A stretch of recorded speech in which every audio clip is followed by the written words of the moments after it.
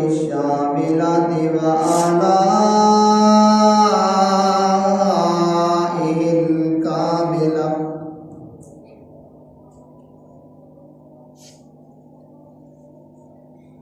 والصلاة والسلام على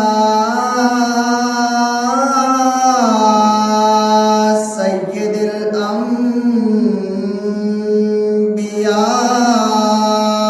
محمد المصطفى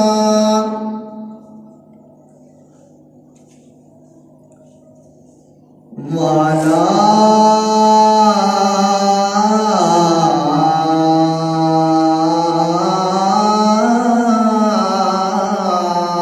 آله المجتبى.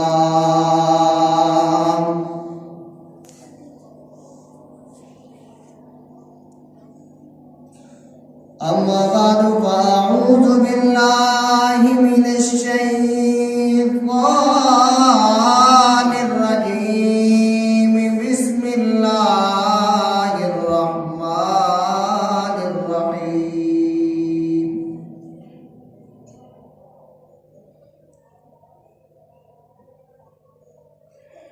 إنني أنا الله لا إله إلا أنا فاعبدني.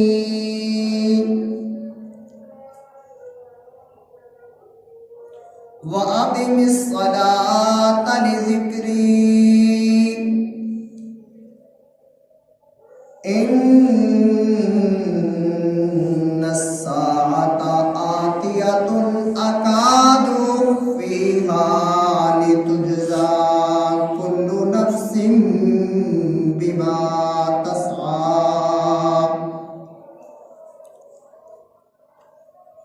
صدق الله مولانا العظيم وصدق رسوله النبي الأمي الكريم.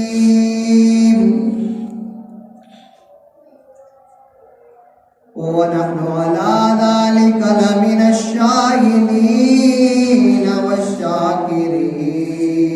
والحمد لله رب العالمين.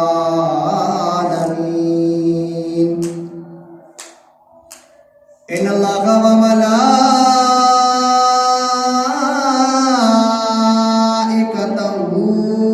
يصلون على النبي يا أيها الذين آمنوا صلوا عليه وسلموا تسليما. اللهم صل على محمد وعلى آل محمد كما صليت على إبراهيم وعلى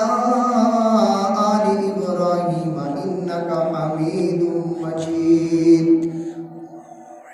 اللهم بارك على محمد وعلى آل محمد كما باركت على إبراهيم وعلى آل إبراهيم إنك حميد مجيد. نہایت واجب الاحترام قابل صدر کی معزز سامعین، آج جمعۃ المبارک کی ادائیگی کے لیے ہم یہاں جمع ہوئے ہیں.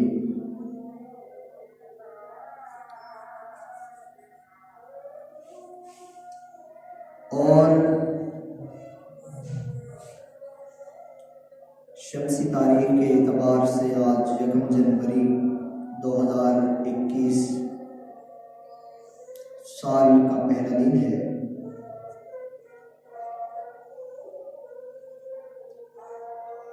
اس وقت جو مادیت پرستی کا دور چل رہا ہے، جب ہر شخص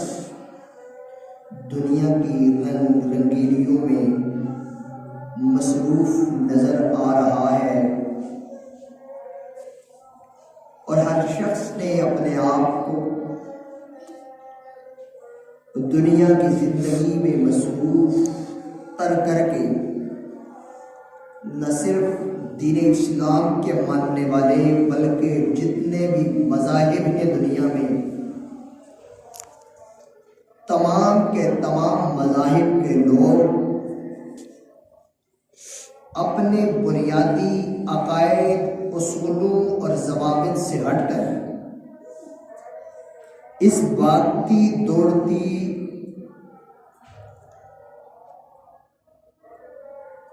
اور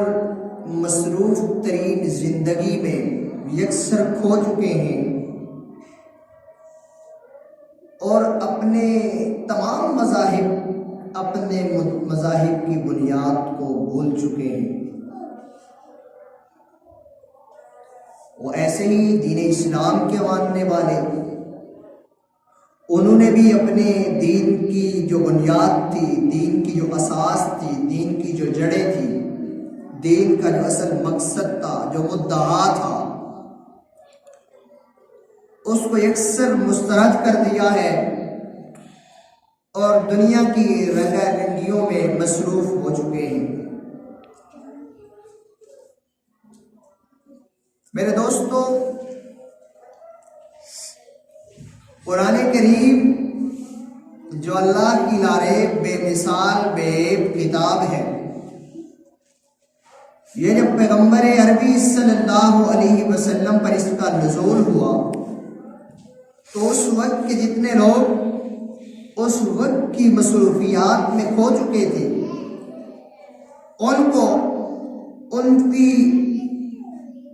ان سے قبل جتنے بھی اقوام اور جتنے بھی لوگ، جتنی بھی قومیں گزری تھی، تو ان کی مثالیں دے کر کے اور ان کی جو برائیاں ہیں وہ ظاہر کر کے اور جو ان کے معاملات تھے وہ واضح کر کے قرآن میں بھی بیان کیے، تاکہ لوگ ان پرانے واقعات سے عبرت حاصل کر سکیں اور اپنی زندگی کو بہتر راستے پر ڈال سکیں۔ تو قرآن کریم میں پرانی جتنی بھی اقوام گزری تھی تو اس وقت کے لوگوں کو ان کے واقعات بتائے گے، ان کے معاملات بتائے گے اور ان کی جتنی بھی تباہ اور برباد ہونے کی وجوہات تھی وہ بیان کی گئی کہ وہ قومیں کیسے اپنے دین سے، اپنے مذہب سے بیزار ہو چکی تھی۔ تو میرے دوستو، قرآن کریم کی تفسیر لکھنے والوں نے اس چیز کو واضح کیا ہے کہ قرآن کریم میں جتنی بھی پرانی اقوام کے قصص اور واقعات بیان کیے گئے ہیں، یہ صرف عبرت کے لیے بیان کیے گئے ہیں تاکہ لوگ ان سے عبرت حاصل کر سکیں۔ تو میں نے آپ سے عرض کیا کہ اس بھاگتی دوڑتی مصروف ترین زندگی میں اکثر مذاہب کے لوگ اپنے مذہب کی حقیقت کو بول چکے ہیں اور ان تمام اصولوں کو ان نے مسترد کر دیا ہے، چاہے وہ دین اسلام کے ماننے والے ہوں، کیونکہ جتنی بھی دنیا میں مذاہب چل رہے ہیں، صرف دین کی یا اسلام کی بات اگر کی جائے، یہ جہاں پر امن کا درس دیتا ہے، اخوت اور بھائی چارگی کا درس دیتا ہے، وہاں پر اور بھی جتنے مذاہب ہیں، چاہے وہ دین اسلام سے ہٹ کر کے ہوں، چاہے وہ آسمانی کتابوں کے ماننے والے عیسائی ہوں، جناب عیسیٰ علیہ السلام کے پیروکار ہوں، یا موسیٰ علیہ نبینا علیہ السلام کو ماننے والے ہوں، یا پھر اس کے علاوہ جتنے بھی مدمت ہیں یا وہ پتھروں کی پوجا کرنے والے لوگ ہیں، یا وہ خدا کو نہیں مانتے لیکن اس کے باوجود اگر انہوں نے کوئی اپنا مذہب گڑھ لیا ہے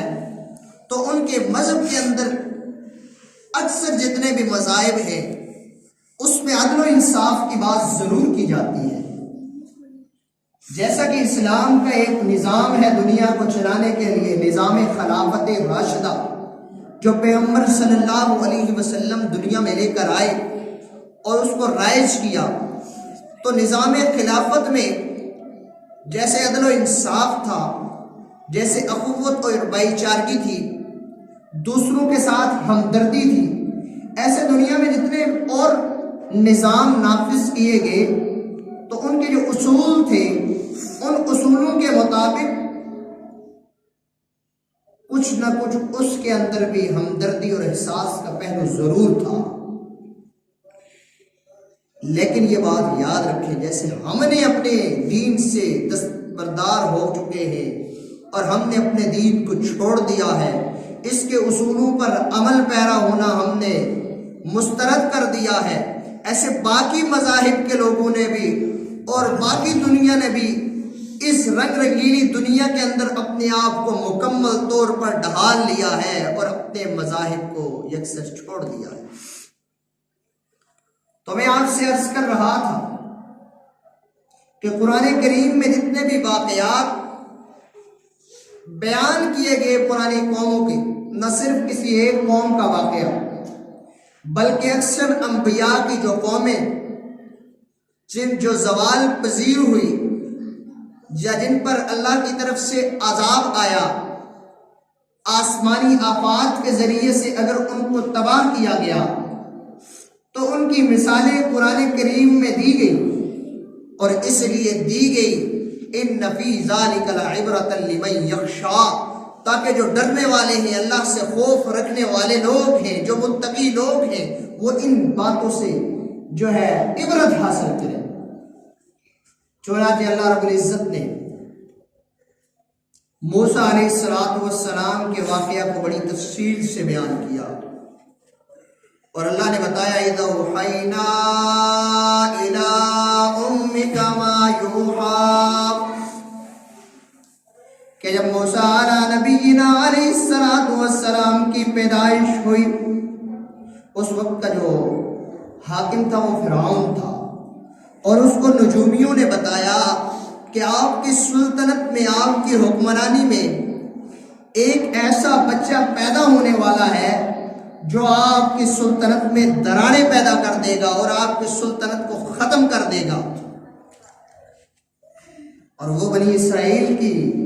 خاندان میں سے ہوگا۔ تو بنی اسرائیل کے جتنے بھی بچے پیدا ہو رہے تھے تو فرعون نے سارے بچوں کو قتل کروانا شروع کر دیا۔ جو بچہ پیدا ہوتا فرعون کی فوج اس کو قتل کر دیتی۔ تو اللہ رب العزت فرماتے ہیں وَمَكَرُوا وَمَكَرَ اللَّهُ وَاللَّهُ خَيْرُ الْمَاكِرِينَ، کہ ایک تو کفار لوگ بھی تدبیریں کرتے ہیں، ایک اللہ رب العزت تدبیر کرتا ہے، تو اللہ کی تدبیر سب سے زیادہ بہتر ہوتی ہے۔ فرعون نے تدبیر کی کہ تمام کے تمام بچوں کو قتل کر دیا جائے، ختم کر دیا جائے، تو ایسا بچہ کوئی پیدا ہی نہیں ہو سکے گا، وہ بڑا ہی نہیں ہو سکے گا۔ تو اللہ رب العزت نے اس کی تدبیر کو اسی پر ایسے لٹایا کہ اب موسیٰ علیہ السلام پیدا ہوئے تو آپ کی والدہ کو خوف لائق ہوا کہ ابھی فرعون کی فوج آئے گی، بچے کو قتل کر دے گی۔ تو اللہ رب العزت نے فرمایا اِذْ أَوْحَيْنَا إِلَىٰ أُمِّكَ مَا يُوحَىٰ، کہ ہم نے موسیٰ علیہ نبینا علیہ السلام کی والدہ محترمہ کے دل میں یہ بات ڈالی أَنِ اقْذِفِيهِ فِي التَّابُوتِ فَاقْذِفِيهِ فِي الْيَمِّ، کہ اس کو ایک بکس میں بند کر دیا جائے اور اس کو دریائے نیل کے سپرد کر دیا جائے۔ فَلْيُلْقِهِ الْيَمُّ بِالسَّاحِلِ يَأْخُذْهُ عَدُوٌّ لِّي وَعَدُوٌّ لَّهُ، میرے اللہ رب العزت فرمانے لگے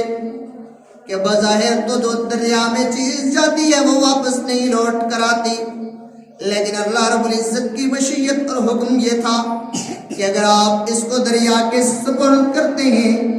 تو میرا جو دشمن ہے، جو موسیٰ کا دشمن ہے، وہی اسی کو پالے گا۔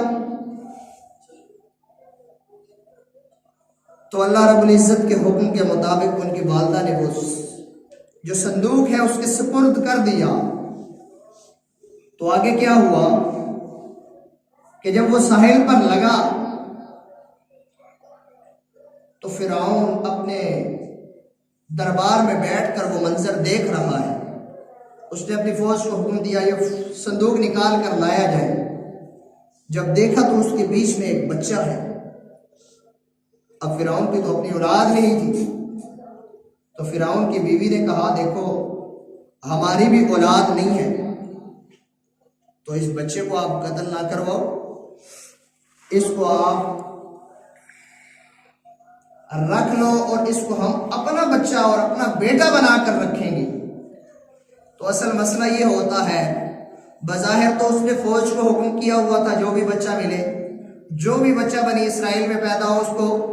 ختم کر دینا ہے. لیکن اگر اب بات آ گئی دربار سے ہٹ کر اپنے گھر میں، تو عام طور پر یہ جو باہر لوگ بڑی بڑی باتیں کر رہے ہوتے ہیں، اصل میں گھر میں یہ خود بیچارے غلام ہوتے ہیں. تو فرعون بھی اپنی بیوی کا تو غلام تھا. تو جب اس نے کہا کہ اس بچے کو قتل نہیں کرنا، اس کو ہم نے اپنا بیٹا بنانا ہے، بڑا خوبصورت بچہ ہے، تو پھر فرعون بھی بیچارہ فوج کے آگے تو بہت بڑا نمبردار تھا اور اپنی رعایا کا بڑا حکمران بنا ہوا تھا، لیکن جب بیوی کی بات آئی تو اس نے پھر مان لی، بچے کو رکھ لیا. اور وہی بچہ جس کے لیے نجومیوں نے بتایا تھا اس کو، اسی کے گھر میں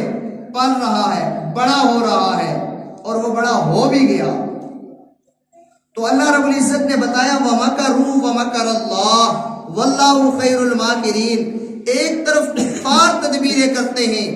اور ایک طرف اللہ رب العزت تدبیر کرتا ہے. کفار کی اور اللہ رب العزت کے مقابلے میں جتنے لوگ آتے ہیں ان کی تدبیریں اللہ ناکام کر دیتا ہے، اور اللہ رب العزت کی جو تدبیر ہوتی ہے وہ لوگوں پر غالب آ جاتی ہے. یہی کام ہوا تھا کہ بدر کے موقع پر جب حضرات صحابہ اکرام رضوان اللہ تعالی علیہ اجمعین نبی علیہ الصلوۃ والسلام کے ساتھ بدر کے موقع پر نکلے تو صرف ایک طرف 313 تھے، صرف 313، اور ان کے پاس صرف 7 گھوڑے، 9 زرے پہننے کے لیے، اور صرف 70 اونٹ. دوسری طرف کفار انہوں نے بڑا لشکر جمع کر کے لایا، ہزاروں کی تعداد ہے، 700 اونٹ ہیں، 100 گھوڑے ہیں، اور جنگ کا سارا ساز و سامان ہے. اللہ کے محبوب صلی اللہ علیہ وسلم نے ہاتھ اٹھا لیے، فرمایا اللہ اگر آج یہ میرے ماننے والے، یہ دین کے چاہنے والے، یہ جو دین کے سپاہی ہیں، اگر آج یہ دنیا میں نہ رہے تو قیامت کی صبح تک آپ کا نام لینے والا اللہ کوئی نہیں رہے گا، لہٰذا ان کی مدد فرما. تو 313 ہزاروں کے مقابلے میں ایسے غالب آئے کہ وہ سارے 70 مارے گئے، 70 گرفتار ہو گئے، باقی جو بچے تھے وہ غائب، میدان سے غائب ہو گئے. تو ایک طرف اللہ رب العزت تدبیر فرماتے ہیں اور دوسری طرف لوگ تدبیر کرتے ہیں. تو میں آپ سے عرض کر رہا تھا اس وقت گئے گزرے دور کے اندر ہم نے مادیت پرستی کے دور میں صرف اور صرف دنیا کے بظاہر نقش و نگار کو، دنیا کے ظاہری نقشوں کو، اس پر ہم نے یقین کر لیا ہے،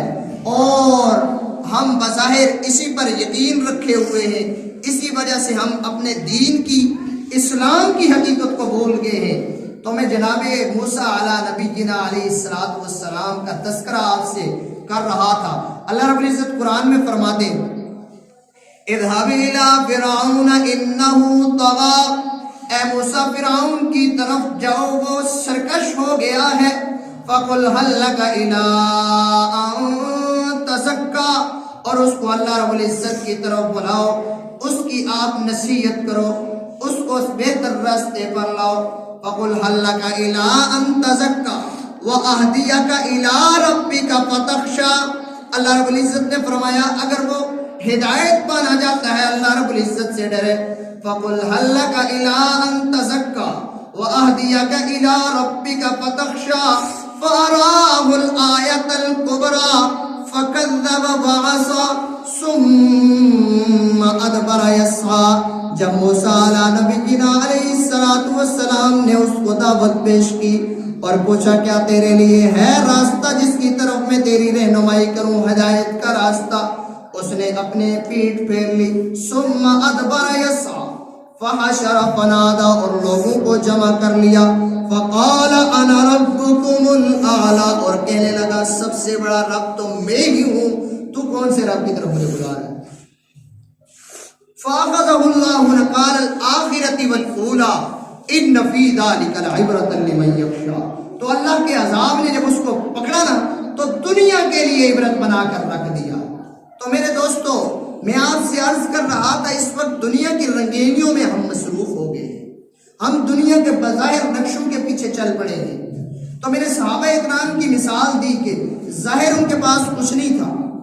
پھر بھی 313 ہزاروں پر غالب ہو گئے. موسیٰ علیہ نبینا علیہ السلام کے پاس بھی کچھ نہیں تھا, پیچھے فرعون کی فوج, آگے دریا کی موج. تو ایک درہ مارا, اللہ رب العزت نے 12 راستے بنا دیے. موسیٰ علیہ نبینا علیہ السلام کے ماننے والے, اللہ رب العزت پر یقین رکھنے والے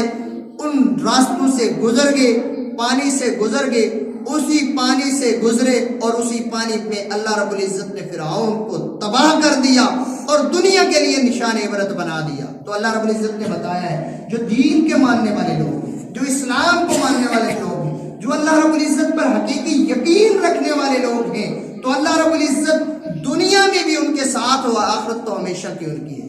لیکن اگر بظاہر دنیا کے نقشوں کے پیچھے چل پڑو تو پھر تو موسیٰ علیہ نبینا علیہ السلام کی دیکھتے تو فرعون تو بڑا طاقتور ہے, تو اسی کے پیچھے چل پڑتے. لیکن نہیں, اللہ رب العزت نے بتایا ہے کہ دنیا کے نقشوں میں کچھ نہیں رکھا. تو میں نے آج سے عرض کی تھی کہ اس وقت جتنے بھی مذاہب ہیں تمام لوگوں نے اپنی بنیاد اور اساس کو بلا دیا ہے. وہیں پر ہم اسلام والے, ہم اسلام کا نام لینے والے, ہم ایمان والے, ہم نے بھی اپنے اللہ رب العزت کی ذات کو بلا دیا ہے اور ہم نے اپنی جو بنیادی عبادات ہیں ان کو ہم چھوڑ چکے ہیں اور ہم دنیا کی رنگ رنگینیوں میں مصروف ہو گئے ہیں. حالانکہ دنیا کی زندگی تو عارضی سی زندگی ہے جس پر ہر ایک کا ایمان ہے کہ یہ ختم ہونے والی ہے, لیکن ہم نے اس میں ایسے دل لگا لیا ہے جیسے ہمیشہ ہمیشہ کی یہی دنیا ہماری ہے اور آخرت کو ہم نے ایسے بلا دیا ہے جیسے اس کی طرف کوش کر کے ہم نے جانا ہی نہیں ہے. اللہ رب العزت سے دعا ہے کہ اللہ رب العزت ہمیں آخرت کی فکر اور دنیا میں حلال رزق عطا فرمائے اور دنیا میں جیسے اللہ رب العزت چاہتے ہیں ویسے ہمیں زندگی گزارنے کی توفیق نصیب فرمائے. وآخر دعوانا الحمدللہ رب العالمین.